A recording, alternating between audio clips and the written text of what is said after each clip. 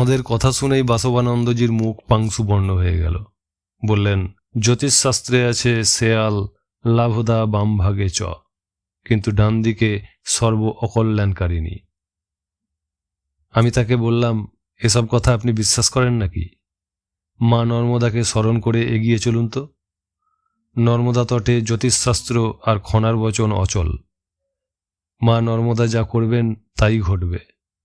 পাহাড়ি পথে তো বটেই, তবে ক্রমশ মনে হচ্ছে আমরা কোনো ছোট পাহাড়ের পথে উঠছি।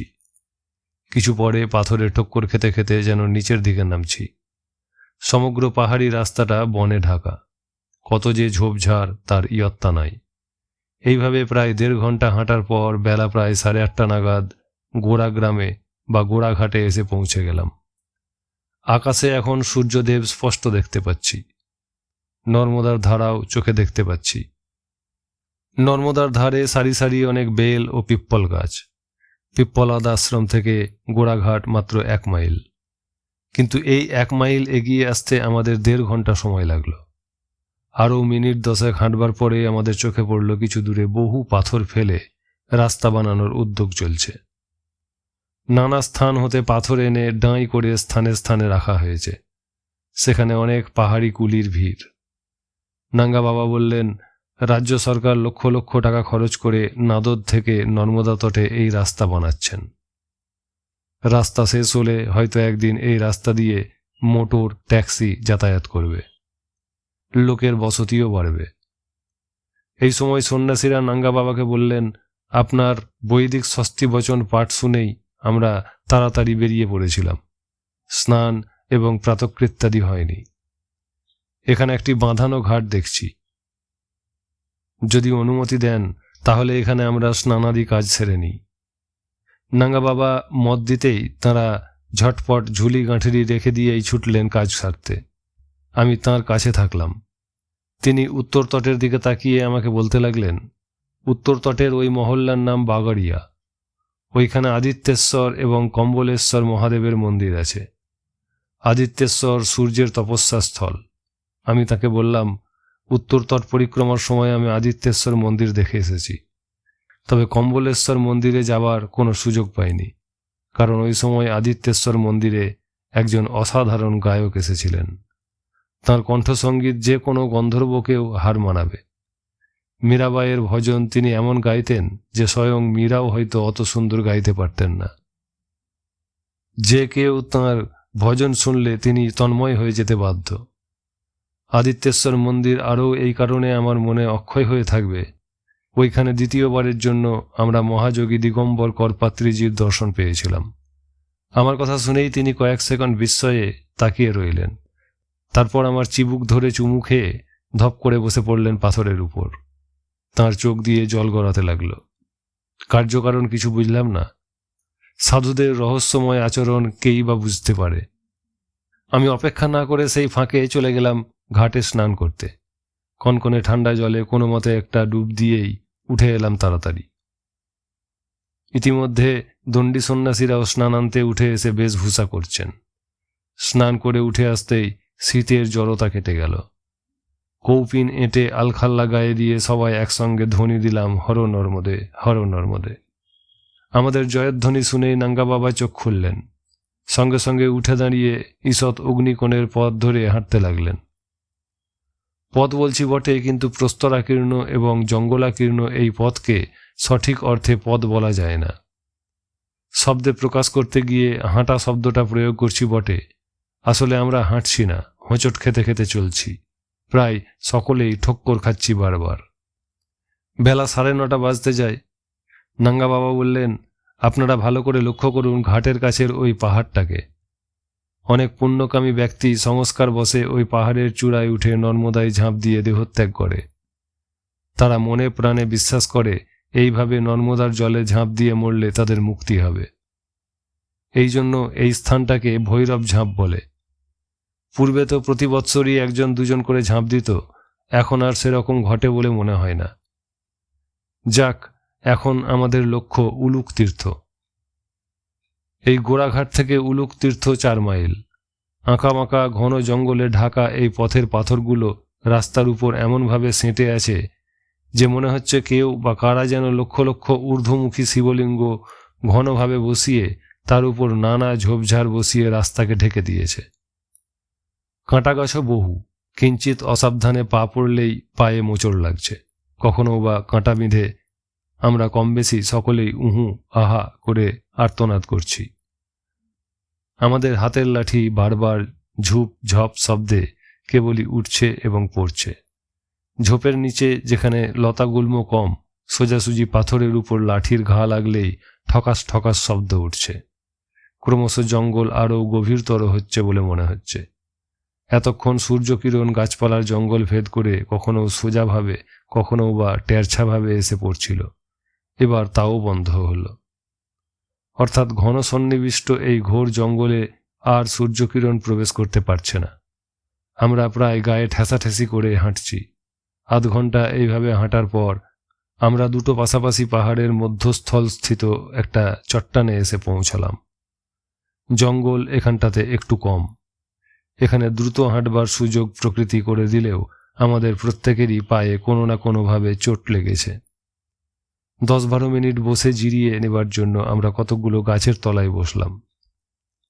কিন্তু 3-4 মিনিট গত না হতেই উপর দিকে তাকিয়ে একজন সন্ন্যাসী ভয়ে আর্তনাদ করে উঠল। তার দেখা দেখি সকলেই উপরে তাকাতেই দেখতে পেলাম 10-12 হাত লম্বা একটা অজগর সাপ গাছের ডালে ঝুলে আছে আমাদের ঠিক মাথার উপরে। বিরাট অজগর সাপ। এতগুলো শিকার তার গ্রাসের সামনে দেখে মৃদু মৃদু দোল খেতে খেতে একটা মোটা কেঁদ গাছের গুঁড়ি বেয়ে নেমে আসছে। তার বিরাট লম্বা লেজের কিয়দংশ কেঁদ গাছের গায়ে লাগা একটা শিমুল গাছের উপরে আছে। দেখা মাত্রই আমরা এলোপাতাড়ি দৌড়াতে গিয়ে জড়াজড়ি করে পড়ে গেলাম। কারো কারো হাতের কমণ্ডলু ছিটকে পড়ল পাথরের উপর। আমাদের চাঞ্চল্য আর দৌড়ের শব্দ পেয়ে সাপটা গাছ থেকে ঝপাস শব্দে নিচে পড়েই সেখানে বিরাট ফনা তুলে ফোঁস ফোঁস করতে লাগল। নাঙ্গা সাধু আমাদের সকলকে পিছনে রেখে সাপের দিকে কয়েক পা এগিয়ে এসে দাঁড়ালেন। এই শীতের মধ্যেও আমরা সব ঘেমে উঠেছি। মৃত্যু ভয়ে আমরা কাতরাচ্ছি।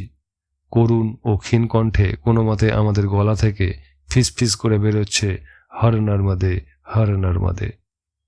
নাঙ্গা বাবা তার ঠোঁটে আঙুল দিয়ে আমাদেরকে স্থির হয়ে দাঁড়াতে ইঙ্গিত করেই নিজের ডান হাতটা সামনের দিকে এগিয়ে একটা আঙুলকে কুণ্ডল আকারে ঘোরাতে লাগলেন। উত্তর তট পরিক্রমার সময় অগুন্তি গুহা হতে নেমে আসার সময় মহাত্মা প্রলয়দাসজি জীবজন্তু ও পশু পাখির গতি মুহূর্তে স্তব্ধ করে দিবার এক বৈদিক মন্ত্র শিখিয়েছিলেন। এত নার্ভাস হয়ে গেছি যে সে মন্ত্র কিছুতেই আমার মনে পড়ল না। সাপটা গাছ থেকে যেখানে পড়ে ফনা উঁচিয়ে ফোঁস ফোঁস করছিল, লক লক করছিল তার জিহ্বা, কুতকুতে কালো চোখ দুটো থেকে যেন আগুন ঝরে পড়ছিল। নাঙ্গা বাবা তার আঙুল ঘুরাতেই তার উদ্যত ফনা নামিয়ে মোচড় খেতে লাগলো। তাঁর আঙুল যতই চক্রাকারে ঘুরে, যতই পাক খেতে লাগলো, ভয়ঙ্কর বিষধরও ততই মোচড় খেতে লাগলো। একই স্থান থেকে কেবলই তাল গোল পাকিয়ে আছাড় খেতে লাগলো। আমাদের সকলেরই মনে হলো কেউ যেন সাপটার ফনা এবং ল্যাজকে দু হাতে টেনে ধরে পাক দিচ্ছে। কিছুক্ষণ পরে সাপটা নির্জীব হয়ে গেল। নাঙ্গা বাবা বললেন, এখন ঘণ্টাখানিক সর্প মহারাজের কোনো নরণচরণ থাকবে না, চলত শক্তিহীন হয়ে পড়ে থাকবে। এই ফাঁকে চলুন আমরা যতটা দূর এগিয়ে যেতে পারি। ক্ষতবিক্ষত পা নিয়ে আমরা দ্রুত হাঁটবার চেষ্টা করলেও হাঁটতে পারছি না। তবে বুঝতে পারছি আমরা ক্রমশ উপরের দিকে কোনো পাহাড়ে উঠছি।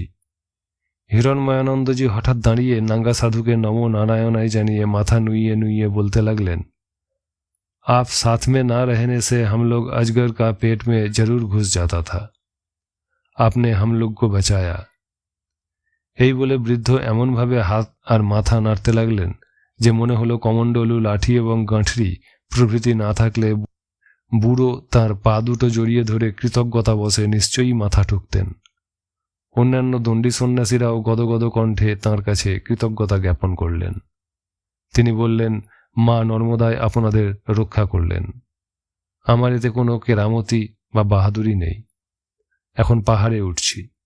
সাবধানে চলুন, যত কষ্ট হোক তাড়াতাড়ি এই পাহাড় ও জঙ্গলটা অতিক্রম করতে পারলে বাঁচি। একটা পাকদণ্ডের মুখে এসে পৌঁছলাম। উঁচু নিচু অবরা খবরা পাথরের উপর দিয়ে কোনো মতে মনের জোরে হেঁটে পাকদণ্ডিটা পেরিয়ে গেলাম। চতুর্দিকেই ঘন জঙ্গল, নাম না জানা গাছের ভিড়, সব জড়াজড়ি করে রয়েছে। মাথার উপর জঙ্গলের চন্দ্রাতপ, কোথাও কোথাও সামান্য পাতার ফাঁক ফোকর ভেদ করে ছিটে ফোঁটা সূর্যরশ্মি পড়েছে। এই ঘন জঙ্গলে সেই সূর্যকিরণটুকুই আমাদেরকে পথ চিনতে সাহায্য করছে। মাঝে মাঝে পাহাড়ি ঝর্ণা তীর তীর করে বয়ে যাচ্ছে পথের উপর দিয়ে। পথের দুপাশে লজ্জাবতীর জঙ্গল, কতকগুলো জায়গায় বনতুলসীর ঝাড়, আকন্দের ডালপালা ছড়িয়ে গেছে চারদিকে। মাঝে মাঝে কেরকেরি লতার ঝাড়। নাঙ্গা বাবা বললেন, প্রকৃতির রানীর কেমন শিক্ষাদানের পদ্ধতি দেখুন। একই স্থানে কাছাকাছি এইসব আকন্দ, কেরকেরি এবং বনতুলসী যে উৎপন্ন হয়েছে, এই দিয়ে এখানকার পাহাড়ি লোকেরা গাদা বন্দুকের বারুদ তৈরি করে। লক্ষ্য করুন, শাল, সেগুন, বাতরা, রশিবন্ধন, তেঁতরা, গামহার, মিটকুনিয়া, সালাই, কুচিলা, শিশু প্রভৃতি কত শত হরজাই গাছ জড়াজড়ি করে আছে এই জঙ্গলে। প্রকৃতি কোনো গাছই সৃষ্টি করেননি অকারণে। প্রত্যেকটি গাছেরই উপযোগিতা আছে মানুষের জীবনে। পাহাড়ের উপরে উঠেই দেখতে পেলাম কিছু দূরে একদল চিতল হরিণ ঘুরে ঘুরে চড়ছে, নিজেদের মধ্যে গুঁতোগুঁতি করছে। শিঙে খটাখট আওয়াজ হচ্ছে, মাঝে মাঝে ডেকে উঠছে টাউ টাউ টাউ করে। উত্তর তট পরিক্রমার অভিজ্ঞতা থেকে জানি, হরিণদের ডাকে কোনো সুরের রেস থেকে যায় না। পর্দা থেকে অন্য পর্দায় গড়ায় না সুর। এক বা একাধিক পর্দায় চড়া সুর হঠাৎ বেজে উঠেই সে ডাক থেমে যায়। নাঙ্গা সাধু চুপি চুপি বললেন, তখন অজগরের জ্বালায় কেউ জিরিয়ে নিতে পারেননি, এখন পাথরের উপর বসে কিছুটা জিরিয়ে নিন সবাই, কিন্তু সাবধান, বিন্দুমাত্র না কোনো শব্দ হয়। বিন্দুমাত্র শব্দ হলেই চিতল হরিণের দল পালিয়ে যাবে। আমরা পাথরের উপর বসলাম। অজগর দেখে ভয়ে যেসব সন্ন্যাসীদের হাত থেকে কমণ্ডলু ছিটকে পড়ে গেছিল, তাঁদের কমণ্ডলুতে জল ছিল না। যাঁদের কমণ্ডলুতে জল ছিল, সেই জল নিয়ে সকলেই এক ঢোক করে গলা ভিজিয়ে নিলেন। মিনিট 10 পরে আমরা উঠলাম, মানে উঠতে বাধ্য হলাম। বেলা 12টা বেজে গেছে। সেই মাত্র দূর থেকে বাঘের প্রচণ্ড গর্জন ভেসে এলো। এই জঙ্গলের মধ্যে বসে থাকতে আর ভালো লাগলো না। ছায়াচ্ছন্ন পাকদণ্ডির মোড় হতে বেরিয়ে আসতেই চিতল হরিণের দল আমাদেরকে দেখতে পেয়ে টাউ টাউ টাউ শব্দ করতে করতে দৌড়ে পালালো। আমাদেরকে দেখতে পেয়ে কিংবা এইমাত্র যে বাঘের ভীষণ হুঙ্কার শোনা গেল, সেই প্রচণ্ড গর্জনে তারা বিচলিত হয়ে পালালো, তা সঠিকভাবে বলা আমাদের পক্ষে অসাধ্য। যাই হোক, আমরা পাহাড়ের ডান দিকে আর একটা পাকদণ্ডি দেখে সেই পথে নামতে লাগলাম নিচের দিকে। কিছুটা এগিয়ে যাওয়ার পর আমরা দেখতে পেলাম পাহাড়ের নিচে একটা গভীর বাঁশের জঙ্গল। একদল হাতি সেই জঙ্গলের কচি কচি বাঁশ ভেঙে খাচ্ছিল। প্রকাণ্ড সব দাঁতাল হাতি, বিরাট তাদের কলেবর। দলে প্রায় 20-25টা তো হবেই। তাদেরকে দেখে আমরা থমকে দাঁড়িয়ে পড়লাম। আর এগোবে কি এগোবে না ভাবছি, নাঙ্গা সাধু দাঁড়িয়ে যেতে বললেন। সহসা কোথা থেকে কি হলো জানি না, হাতিগুলো হঠাৎ ক্ষেপে উঠে তাদের প্রকাণ্ড বিস্ফোরিত দন্তরাজি এবং উৎক্ষিপ্ত গোলাকার সুঁড় দিয়ে বড় বড় গাছপালা ভেঙে লণ্ডভণ্ড করতে করতে দৌড়ে আসতে লাগলো উপর দিকে। হাতিকে জঙ্গলের মধ্যে 4 পা তুলে যাঁরা দৌড়তে না দেখেছেন, তাঁরা অনুমানও করতে পারবেন না হাতি কত জোরে দৌড়াতে পারে। হাতির দৌড়ের ভঙ্গিটা নিরাপদ কোনো সংরক্ষিত স্থানে দাঁড়িয়ে দেখলে হাস্যকর মনে হবে, সন্দেহ নাই। কিন্তু এই ভয়ঙ্কর জঙ্গলের মধ্যে আমাদের মতো ক্লান্ত শ্রান্ত অসহায় পথিকের কাছে তাদের একটানা প্যাঁ প্যাঁ প্রলয়ঙ্কর বৃংহনধ্বনি কতটা যে ভীতিপ্রদ, তা ভাষায় বর্ণনা করতে পারবো না।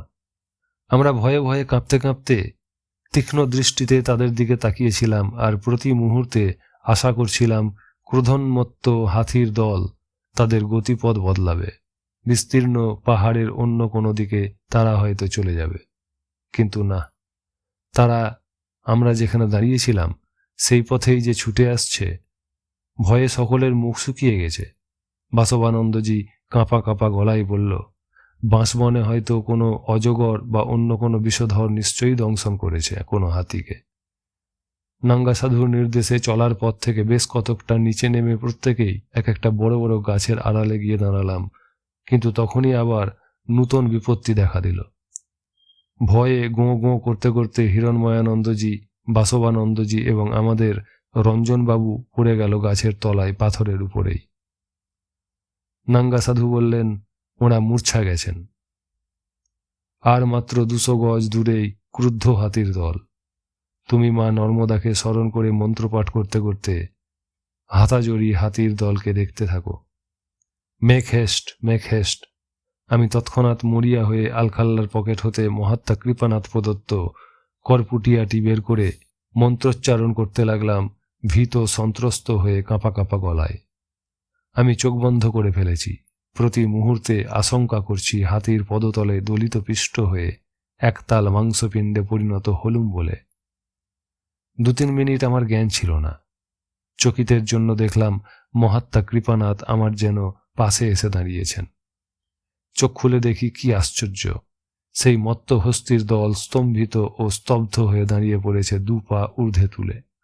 পর মুহূর্তেই তারা পিছন ফিরে দৌড় লাগালো। গাছপালা দলিত মথিত করে পালাচ্ছে তারা উল্টো দিকে। এতক্ষণে আমার সম্বিত ফিরে এলো যেন। আমি হাতাজড়িটা সাদরে কপালে ছুঁয়ে পকেটস্থ করলাম। মনে মনে প্রণাম জানালাম মহাত্মা কৃপানাথের উদ্দেশ্যে। মনে পড়ল, ইতিহাসে পড়েছিলাম দুর্ধর্ষ আলেকজান্ডার যখন ভারত আক্রমণ করেন, তখন মহাবীর পুরুরাজের 40,000 রণহস্তির আক্রমণে সশস্ত্র রণনিপুণ গ্রিক সৈন্যরা ছত্রভঙ্গ হয়ে পড়েছিল। স্বয়ং আলেকজান্ডার বারবার উৎসাহ দিয়েও তাদেরকে উদ্দীপ্ত করে তুলতে পারেননি।